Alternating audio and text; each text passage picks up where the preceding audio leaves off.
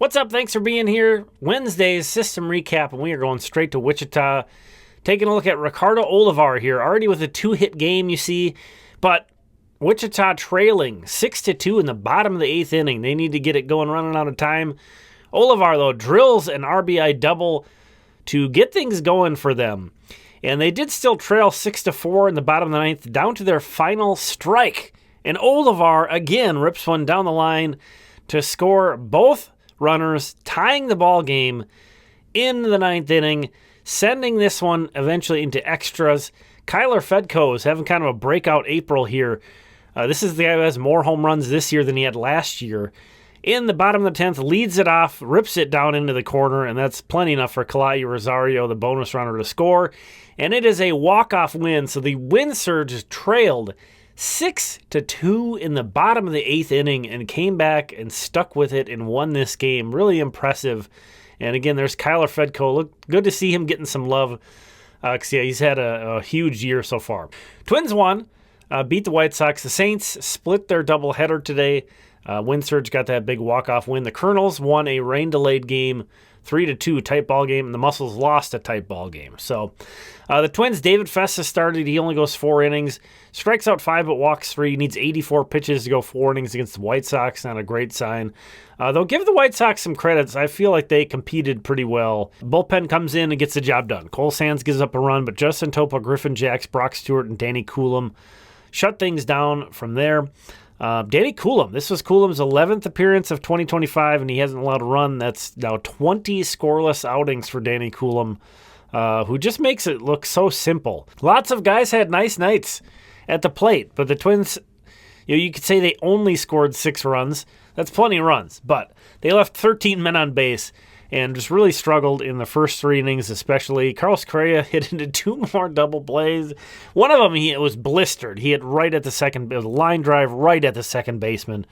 The other one was pretty much a tailor-made double play, weak contact. But Trevor Larnach homered, Byron Buxton homered. Those were the big blows.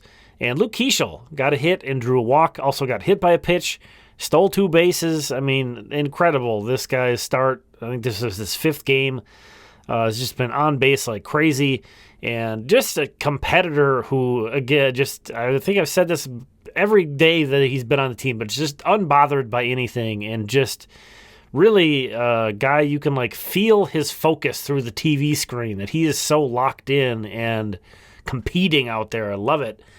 Ryan Jeffers with a 3-hit night. Edouard Julien and Brooks Lee each had 2 hits. Julien also drew a walk. Twins just need to pick up W's right now, so that's my main concern.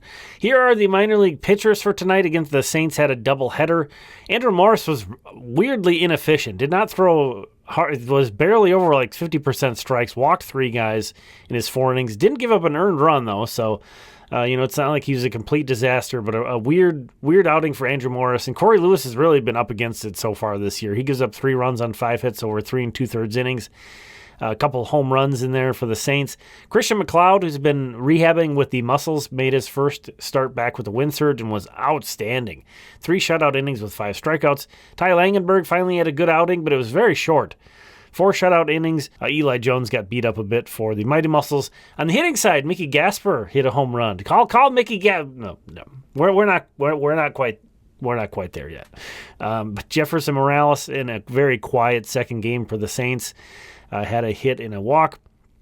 Ricardo Olivar, again, in addition to those massive 2 doubles there in the 8th and 9th innings, he also had 2 other hits. A 4-hit night for Ricardo Olivar, and just huge in that comeback. Nate Baez is off to such a good start. He had 2 hits and a stolen base for the Colonels. And then Angel Del Rosario had a big game for the Mighty Muscles. So there you have it again.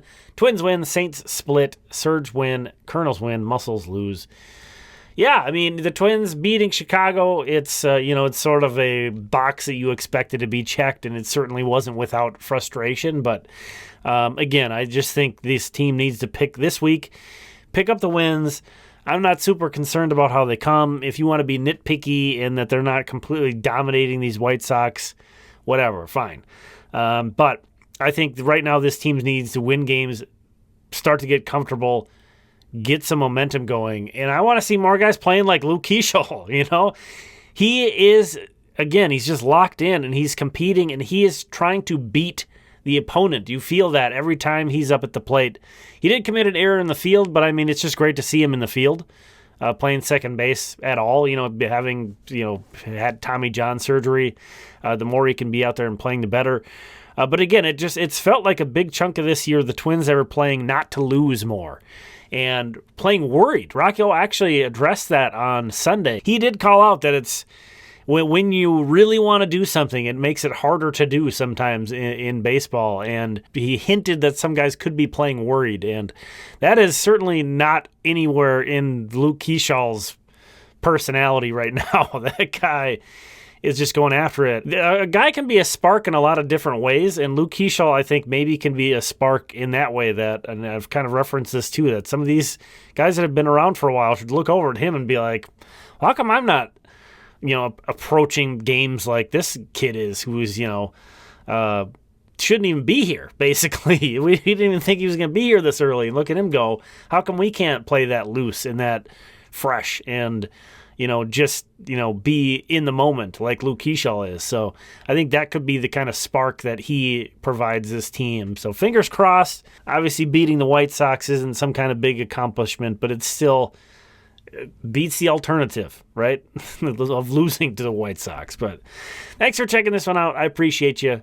We'll talk again soon.